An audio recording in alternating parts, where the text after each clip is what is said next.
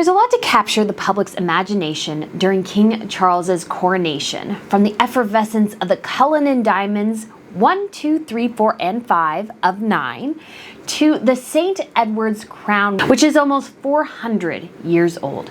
Not to mention what the royal ladies are wearing. But there are two objects that are both the most powerful representatives of kingship, history, culture, tradition, and heritage within the service, while at the same time being the two most plain and uninspiring. And that's what we'll discuss today in this video. History in 5 minutes, the Coronation Chair and the Stone of Scone.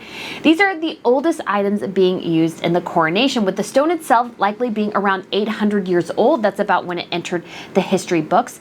And the chair, which was built in order to house the stone, being 700 years old. These artifacts are intricately linked together, and yet also represent a contentious and challenging relationship between England and Scotland. So let's start with the Stone of Scone. In its legendary beginning, the stone originated in Egypt and was brought to Scotland via Spain by Pharaoh's daughter. Its origins also hold claims that it's Jacob's pillow, the one he used while he was dreaming of the ladder to heaven. Later tests did prove that the stone's legendary origins were more fanciful than connected with reality, but its age is no joke, as it was first mentioned in 1249 with the inauguration of the Scottish King Alexander III. Now the use of the word inauguration is rather interesting, and this also happened with the inauguration of King Willem Alexander in the Netherlands recently. And this is because a coronation can only occur when there is a religious aspect involved to it. And at the time too, the Pope actually had to give permission for it to be a coronation instead of an inauguration, which the Pope did not give to the Scots at the time. However, the stone quickly fell into the hands of English King Edward I in 1296. So that's about 50 years after it first entered the history books. It was basically captured by the English after his battle with John Balliol, King of the Scots. Taking the stone was a public display of power and to claim control over Scotland, which didn't necessarily work because England and Scotland were still fighting over borders centuries later. And Edward took the stone to England and drafted a goldsmith named Adam to craft a chair that could house it. However, that ended up being too heavy and too expensive. So instead, he drafted Walter of Durham to create a wood chair, which is still in operation today. It is one of the world's oldest pieces of furniture, which is still being used for its original purpose. Now, obviously, you can't pay, let's say, 20 bucks and sit in the chair. Absolutely not. But kings of England still do. The original was covered in gold gilding. It was wood, but had the appearance of a gold throne. So it was, even though it was wood, they had painted it in such a way where it appeared gold, though it would be difficult to notice that now. Throughout the centuries, grabbing souvenirs from the throne took its toll. In addition to sometimes well-meaning, though very, very poorly executed conservation efforts did damage the throne. One particularly egregious episode happened during the reign of Queen Victoria, when a dark varnish was painted onto the chair, which hid or nearly destroyed what remained of the gilding.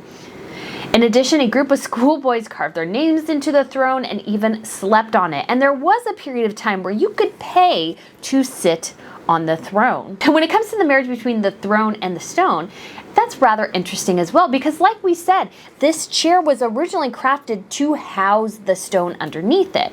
Now, originally, the monarchs used to actually sit on the stone, but a seat was later added to the chair. And there was some changes to the chair throughout the centuries as well. And conservation efforts have revealed some of the original siding to the chair. But the biggest and craziest situation is when the stone was actually stolen in 1950. A group of Scottish Republicans decided that they wanted to steal the stone, and in a very haphazard way they managed to do that, although I don't think anybody is quite certain how they managed to goof it up so poorly. But they managed to actually steal it on Christmas Eve, and in that process, they actually broke it. They broke the Stone of Scone, and they ended up hiding it in a cemetery. They had to drive down from Scotland and bring it back up there because there were guards all over the borders, and so they eventually did bring it back to England. In the 1990s, then Prime Minister John Majors, decided that he wanted to return the Stone of Scone, thinking that this would gain him some political favor with the Scots, because actually at the time when these Scottish men were celebrated for stealing this stone, they ended up actually not serving any prison time, not having really any retribution whatsoever. They were treated as heroes.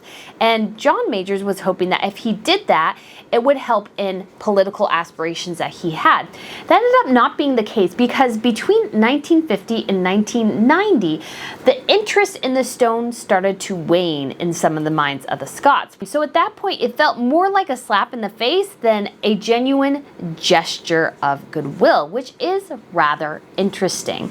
So even today, the stone is now housed in Scotland, but it has been transferred down to the UK to be used in the coronation. Obviously, it was a representative of English conquest basically over Scotland. So a lot of people do not want the stone to be used. And interesting to note about the stone as well is you'll see metal rings on it in most pictures. Many believe that this was to help carry the stone. It actually was not. This was actually used to bolt it to the floor so nobody could take it in the Middle Ages. That is a little bit of the history about the throne and the stone. So guys, let me know what you think. Thank you so much for watching. Watch the coronation tomorrow, and big thank you to Westminster Abbey for providing some of this B-roll footage. Thank you so much for watching. Bye.